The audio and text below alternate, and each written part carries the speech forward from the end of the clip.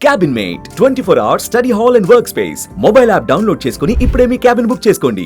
Hi hello welcome to Suman TV. నేను మీ Roshan. So మనకు తెలిసిందే నిన్న నైట్ కూడా చాలా చోట్ల వాళ్ళ డ్రోన్స్ అండ్ కాల్పులు జరగటం, పాకిస్తాన్ ఎదురు దాడికి పాల్పడుతుందని చెప్పేసి తెలిసిన విషయమే. కాబట్టి ఫిరోజ్పూర్లో నిన్న నైట్ దాదాపు 10 డ్రోన్స్ దాకా వదిలారు, కాల్పులు జరుపుతున్నారు. ఆ కాల్పుల్లో చాలామంది భారతీయులు వాళ్ళ కుటుంబాలతో అక్కడ ఉన్నారు.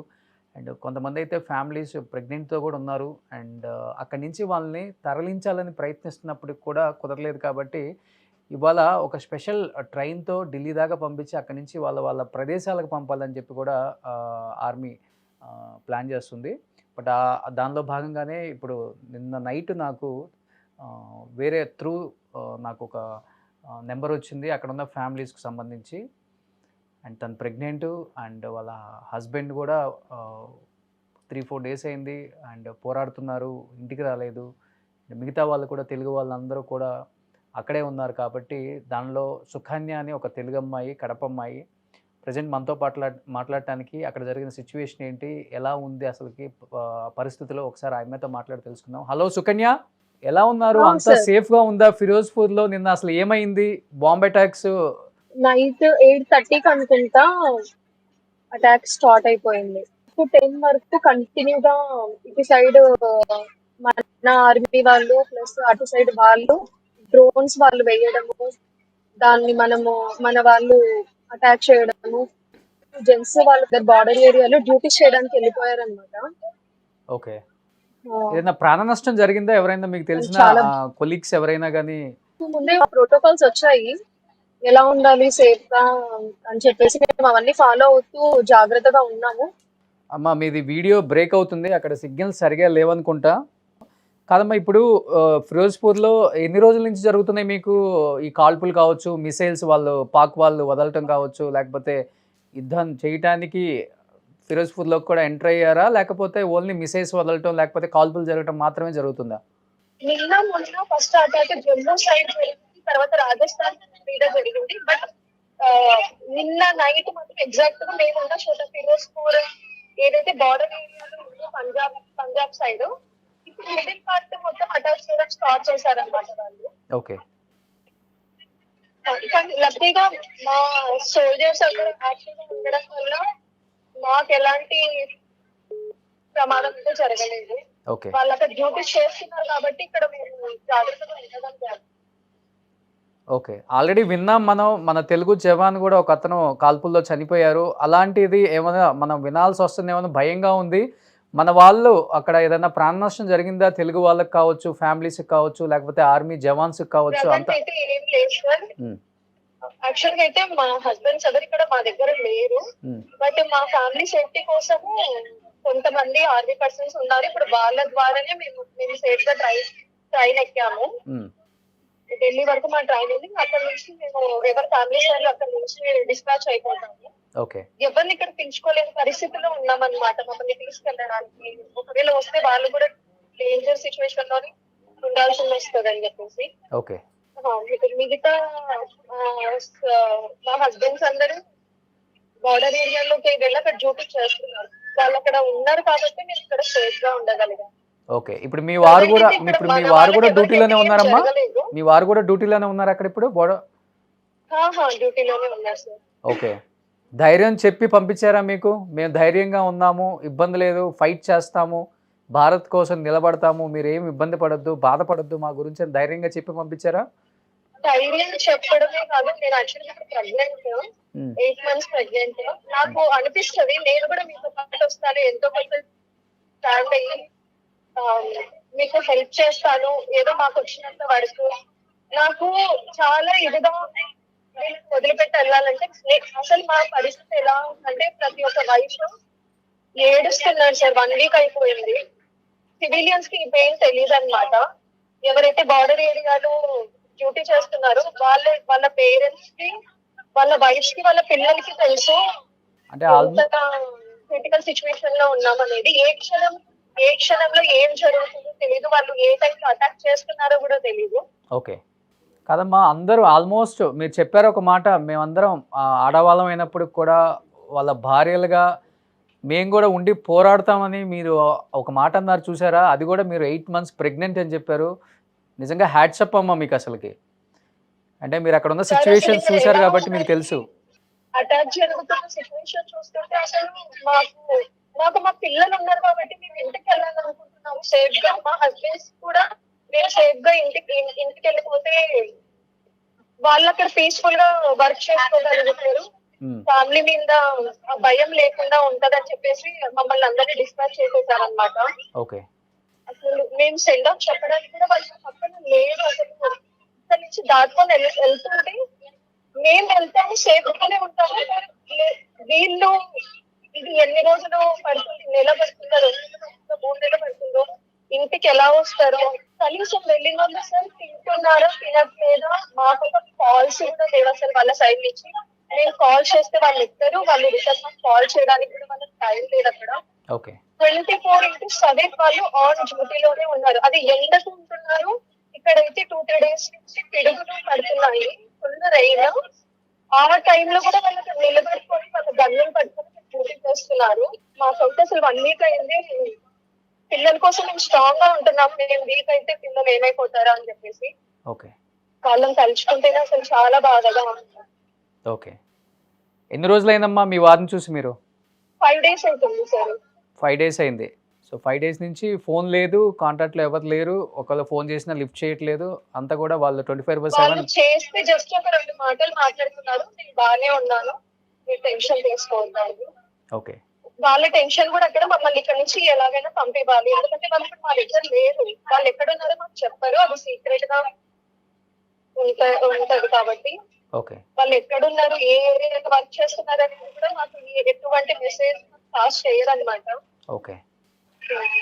బహుశా మీకంటే అలవాటు అయి ఉండొచ్చు. పిల్లలు కొంచెం అంటే కాల్పులు జరుగుతున్నాయి అండ్ మిసైల్స్ కూడా వదులుతున్నారు, ఎదురు దాడి జరుగుతుందని చెప్పారు కాబట్టి పిల్లలు కొంచెం బాగా భయానికి గురై ఉంటారమ్మా నాకు తెలిసి ఆ సౌండ్స్ కి. రాత్రి ప్రతి ఒక్కరు చిన్న చిన్న పిల్లలు బెడ్ కిందకి వెళ్ళి దాక్కున్నారు అసలు ఆ సౌండ్స్ వినలేక. అంత భయంకరమైన సౌండ్స్. అయ్యో. నేను దూరం నుంచి ఎక్కడే విన్నాను, లుధియానా సైడ్ అటు అటాక్ అయ్యింది, ఒక 3 times సౌండ్ వచ్చింది. కానీ నిన్న జరిగింది మాత్రం మేము ఉన్న చోట జరిగింది. కంటిన్యూగా ఒక 1 hour వరకు ఇటు సైడ్ మన వాళ్ళు అటాక్ చేస్తున్నారు, అటు సైడ్ వాళ్ళు అటాక్ చేస్తున్నారు. నేను నా కళ్ళతో ఇట్లా మా కోటర్ పై నుంచి 6 drones వెళ్ళడం చూసాను. మళ్ళీ అది అక్కడే పేలిపోవడం కూడా చూసాను. అసలు ఆ సౌండ్స్ ఎంత భయంకరంగా ఉన్నాయంటే పిల్లలు అయితే అసలు అన్నం కూడా తినలేదు ఆ భయంతో. అమ్మ మనం వెళ్ళిపోదామని ప్రతి ఒక్కరు అలానే ఏడుస్తున్నారు. హస్బెండ్స్ లేకపోవడం వల్ల మేము ఒకరికొకరు ఒకే కోటర్లో పిలిపించుకొని అందరం ఒకే చోట ఉన్నాం నైట్ అంతా సేఫ్ గా. ఏ క్షణంలో ఏం జరుగుతుందో తెలియదు. అంటే మిమ్మల్ని బంకర్స్ కి తరలించారా ఈ 3-4 డేస్, లేకపోతే మీరున్న మీకు ఇచ్చిన క్వార్టర్స్ లోనే ఉండాల్సి వచ్చింది అసలుకి? మేము క్వార్టర్స్ లోనే ఉన్నాము. మాకు అన్ని విధాలుగా మా ఫెసిలిటీస్ మాకు ఉన్నాయి. కొంతమంది ఇక్కడ ఉన్నారు మాకు సెక్యూర్ గా. బయట వాళ్ళని ఎవరిని అలో చేయట్లేదు, మమ్మల్ని బయటకి వెళ్ళనివ్వట్లేదు అనమాట. మాకు కావాల్సిన కొన్ని ఏదైతే తినడానికి పాలు అలాంటివి ఉంటే అవన్నీ వాళ్ళే మాకు జాగ్రత్తగా చూసుకున్నారు. లోపల ఉన్నంత వరకు మాకు ప్రాబ్లం అనిపించలేదు. బట్ జరిగింది కూడా అటాక్ లోపలే. ఇప్పుడు వాళ్ళ టార్గెట్ అంతా సివిలియన్స్ మీదనే ఉంది మాకు తెలిసి. అక్కడ బార్డర్ లో వర్క్ చేస్తున్న హౌస్ సోల్జర్స్ మీద వాళ్ళ టార్గెట్ లేదు. వాళ్ళ టార్గెట్ అంతా సివిలియన్స్ మీద ఉంది కాబట్టి మమ్మల్ని వెంటనే ఇక్కడ ఉండడం సేఫ్ కాదు అని చెప్పేసి మమ్మల్ని డిస్పాచ్ చేసేసారు. యాక్చువల్గా మేము ఎప్పుడో వెళ్లాల్సిన వాళ్ళము, మా ప్రతి ఒక్క ట్రైన్స్ ఫ్లైట్స్ క్యాన్సిల్ అవుతూ వస్తుండే. దానివల్ల మేము ముందే బయలుదేరలేకపోయాం అనమాట. ఓకే. ఎంతమంది ఉన్నారు మన తెలుగు వాళ్ళు, అంటే ఫ్యామిలీస్ అంటే అక్కడ? మన తెలుగు వాళ్ళు నాకు తెలిసి మా యూనిట్ లో ఒక 6-7 మెంబర్స్ ఫ్యామిలీస్ ఉన్నారు. మేమందరం ఇప్పుడు ఒకే ట్రైన్ లో ఉన్నాము, వేరు సీట్లలో ఉన్నాము ప్రెసెంట్. ఓకే. అందరం బయలుదేరుతున్నాము. సో ఎప్పుడైతే కాల్పులు ఆపేశారో అప్పుడు స్టార్ట్ అయ్యారు మీరు లోపల నుంచి బయటికి రావటం? కాల్పులు 10:30కి వర్షం పడింది. దాని తర్వాత కొంచెం సైలెంట్ అయిపోయింది. దాని తర్వాత అయితే జరగలేదు. మళ్ళీ 5:30కి ఇటు సైడ్ శ్రీనగర్ సైడ్ జట్లు టు పాకిస్తాన్ వాళ్ళు వచ్చారు, 2 వచ్చారు. మరి సోల్జర్స్ వాళ్ళు టెర్రరిస్ట్ తెలియదు. ఆ న్యూస్ విన్నాను అనమాట. సో కాల్పులు అయితే వాళ్ళు జరపడం అయితే నైట్ స్టార్ట్ చేస్తే మార్నింగ్ దాకా ఏదో ఒక విధంగా కాల్పులు అయితే చేస్తూనే ఉన్నారు. పాకిస్తాన్ వాళ్ళు ఏమాత్రం వాళ్ళ టార్గెట్ నైటే సార్. ఆ. వాళ్ళ టార్గెట్ నైటే. సో ఇక్కడ మా యూనిట్ మా ఫ్యామిలీ మెంబర్స్ ఒక 60-70 మెంబర్స్ ఉంటారు. అందరికి మేము స్టేటస్ పెట్టి అప్డేట్ పెడుతున్నాం అనమాట. పొరపాటున కూడా ఏ లైట్స్ ఆన్ చేయొద్దండి. బయట బాల్కనీ లైట్స్, ఇంటి లైట్స్, మొబైల్ టార్చ్ లైట్స్ ఏవి ఓకే అది సేఫ్ కాదని చెప్పేసి కొంచెం మా ప్రోటోకాల్స్ మాకు ఉన్నాయి. మేము అవన్నీ ఫాలో చేసుకుంటూ కేర్ఫుల్ గా ఉన్నాము. లైట్స్ ఎక్కడైతే ఉన్నాయో డ్రోన్స్ ఎగ్జాక్ట్ గా వచ్చి అక్కడే పడుతున్నాయి. ఓ నిన్న జరిగిన ఇన్సిడెంట్ లో నాకు అర్థమైంది ఇదే. అందుకే అనిపిస్తుంది మాకు ఇదంతా ఒక 10 days ముందు ప్రాక్టీస్ చేయించారు అనమాట. సైరన్ సౌండ్ రాగానే పిల్లలందరూ లోపలికి వెళ్ళిపోయి బయట ఎవరు ఉండకూడదు, లైట్స్ ఏది ఆన్ లో ఉండకూడదు. చాలా కష్టం నిజంగా. లైట్లు ఇంట్లో ఏమి క్యాండిల్ కూడా వెలిగించకూడదు అనేది కూడా చాలా కష్టం పిల్లలతో అసలుకి. పాపం నిజంగా అంతా క్లోజ్ చేసేసుకున్నాక ఒక దీపం పెట్టుకోవడమా, చిన్న టార్చ్ పెట్టుకోవడమా, అది కూడా బయటకి షాడో వెళ్ళకుండా అలా మెయింటైన్ చేసుకున్నాం అనమాట. ఓకే ఫుడ్ వరకు డే టైమ్ లోనే ప్రిపేర్ చేసుకొని నైట్ వరకు అదే అడ్జస్ట్ అయ్యేలా సెట్ చేసుకునే వాళ్ళము.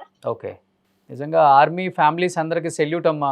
ఎంతో కష్టపడుతున్నారు. అటు పక్కన మీ మీ అందరి హస్బెండ్స్ కావచ్చు, ఒకవైపు మీరు ఫ్యామిలీస్ అక్కడ ఉండి పిల్లలతో అండ్ ఇన్ని కష్టాలు పడుతున్నారు అనేది ఎవరికి తెలియదు. ఒక్కసారిగా నేను మీ మెసేజ్ చూడగానే నాకు చాలా బాధ అనిపించింది. నైట్ కాల్పులు స్టార్ట్ అయినాయి, చాలా టూ మచ్గా సౌండ్స్ వస్తున్నాయి. పిల్లల చాలా అసలు ఆ టైంలో ఎవ్వరు లేరు సార్. అసలు అక్కడ అటాక్ జరుగుతుందన్న విషయం కూడా ఎవ్వరికి తెలియదు. అసలు అది సడన్ గా మేము ఆ సాంగ్స్ వినంగానే మేము అసలు ఎంత అట్లా బాడీ అంతా షివర్ అయిపోయింది మాకు. చూసాం మేము అంతా కళ్ళతో అసలు ఆ ఇన్సిడెంట్. సో వాళ్ళ టార్గెట్ అంతా కూడా సివిలియన్స్. మీరు చెప్పినట్లుగా మీరు అక్కడ ఉన్నారు కాబట్టి మీకు అక్కడ పరిస్థితులు అర్థం చేస్తున్నారు కాబట్టి. సివిలియన్స్ మీదనే ఉంది సార్. ఓకే మీది ఎక్కడమ్మా? మీది ఆంధ్రానా తెలంగాణ? మాది ఆంధ్ర సార్. ఆంధ్ర ఎక్కడ మీది? Kadapa district. Kadapa district. Okay so మీరు జాగ్రత్తగా సేఫ్గా ఉండండి. 8 months ప్రెగ్నెంట్ అని చెప్పారు. ఒక బాబు ఉన్నారు కదా మీకు కూడా? సో 8 months ప్రెగ్నెంట్ అని చెప్పారు. చాలా ధైర్యంగా ఉండండి. ఈ టైంలో చాలా ధైర్యంగా ఉండాలి. అండ్ ఏ బ్యాడ్ న్యూస్ మనం వినకూడదనే కోరుకుంటున్నాము. అందరూ కూడా చాలా గట్టిగా పోరాడుతున్నారు భారత్ కోసం. దానిలో మీరు కూడా భాగం అని చెప్పుకోవచ్చు చెప్పాలంటే. చాలా హ్యాపీగా ఉండండి అమ్మా. ఇప్పుడు మనం అందరం ప్రే చేయాల్సింది ఇది. మన వాళ్ళకు ఏ ప్రమాదం జరగకూడదు. అందరూ సేఫ్ గా ఉండాలి. అందరూ అదే కోరుకుందాం. ఇరువైపులా ప్రాణ నష్టం జరుగుతుంది. పీస్ఫుల్ గా ఇదంతా సాల్వ్ అయిపోవాలి. 3-4 months టైం పట్టినా పర్లేదు, కానీ అందరూ మా వాళ్ళందరూ మాకు సేఫ్ గా రిటర్న్ ఇంటికి రావాలనేది మేము దేవుని ప్రార్థిస్తున్నాము. సుకన్య యాజ్ ఎ బ్రదర్గా చెప్తున్నాను, చాలా ధైర్యంగా ఉండమ్మా. ఈ టైంలో చాలా ధైర్యంగా ఉండాలి నువ్వు. నెక్స్ట్ మంత్ డెలివరీ ఉండొచ్చు మీకు. మీ పేరెంట్స్ చాలా హ్యాపీగా ఫీల్ అవుతుంటారు, ఎందుకంటే మీరు బ్యాక్ వస్తున్నారు. ఈ టైంలో చాలా ఇంపార్టెంట్ తల్లిదండ్రుల దగ్గర ఉంటాం మీరు. మిగతా ఫ్యామిలీస్కి కూడా చెప్పమ్మా, ఒకసారి కన్వే చేయి, అందరినీ ధైర్యంగా ఉండమని చెప్పండి. మన వాళ్ళకి ఏమి కాదు, అందరూ ఎదిరించి పోరాడి నిలిచి భారత్ జెండాని ఎగరేస్తారు. అంత టాలెంట్ ఉంది. సో అదే జరగాలని మనస్ఫూర్తిగా కోరుకుందాం. జై హింద్, జై భారత్ అమ్మ. Thank you so much Sukanya. జై హింద్.